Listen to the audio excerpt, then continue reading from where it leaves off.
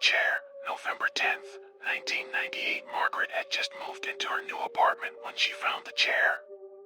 It was sitting in the corner of her living room when she arrived, as though it had been left behind by the previous tenant. It was a simple, old wooden chair with a high back and armrests, the wood dark and polished to a dull shine. At first, she didn't think much of it. She was too busy unpacking, arranging her belongings, and settling in to pay much attention to an old piece of furniture. But as the days went by, she started to feel an odd attachment to it, almost as if the chair were calling to her, inviting her to sit. One evening, exhausted from unpacking, she gave in. She sat down, feeling the cold wood against her skin, the creak of the chair under her weight. The moment she settled in, a strange sense of calm washed over her, a warmth that seemed to seep from the chair into her bones, easing the tension in her muscles. She closed her eyes, letting herself relax, but a faint whisper pulled her from her thoughts.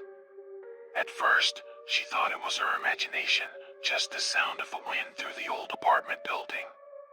But the whisper continued, soft and faint, like someone speaking just out of earshot, their voice muffled and indistinct.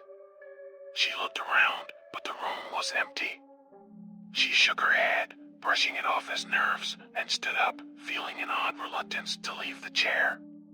Over the next few nights, she found herself drawn back to it.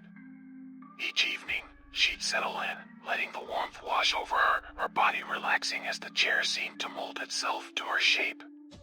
And each time, she'd hear the whispers, growing clearer, more distinct, filling her mind with words she couldn't quite understand. One night, she decided to stay longer, hoping to make sense of the sounds. She leaned back, closing her eyes, and let the chair envelop her, the whispers filling her mind, soft and insistent, like a lullaby sung in a foreign language.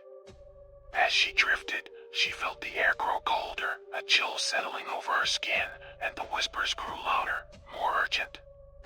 They seemed to echo around her, surrounding her, filling the room with a presence that made her skin crawl.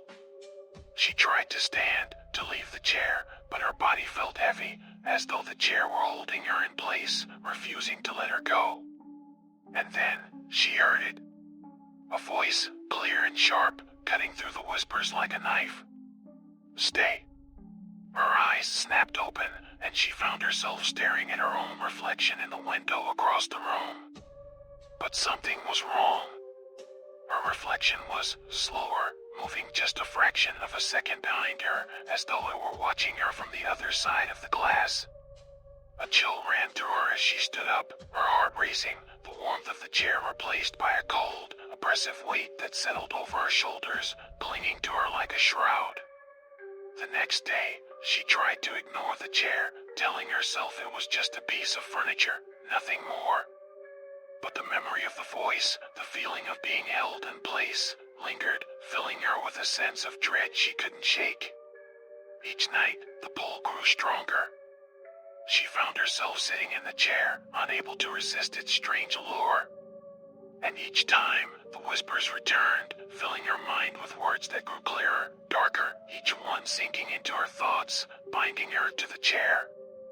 She tried to ignore it, to break free, but the chair held her, its presence pressing down on her, pulling her deeper into a darkness she couldn't escape. One night, as she sat in the chair, the whispers stopped. The silence was thick, suffocating, pressing down on her like a weight, filling the room with a sense of emptiness that left her breathless. She tried to stand, but her body wouldn't obey, her muscles locked in place, as though the chair had claimed her, binding her to it. And then, she felt it. A cold hand, resting on her shoulder, its fingers pressing into her skin, sending a shiver down her spine. She looked down, but there was nothing there, only the empty room, the silence broken by the sound of her own breathing. The hand tightened, pulling her back into the chair, holding her in place, and the whispers returned, louder now, filling her mind with dark, hollow echoes that left her breathless. You belong to us. The words echoed in her mind, each one a dagger of ice piercing her thoughts, binding her to the chair, to the presence that lurked within its worn wood, watching her, waiting for her. She tried to scream, but the sound was swallowed by the silence, her voice lost in the darkness that filled the room, wrapping around her like a shroud. The next morning, her neighbor found the apartment empty. The only sign of her was the chair, sitting in the corner, its wood dark and polished, a faint whisper echoing in the silence, like the ghost of a voice lost in the shadows. And if you happen to find the chair, if you feel its pull, be warned, once you sit, you may never stand again.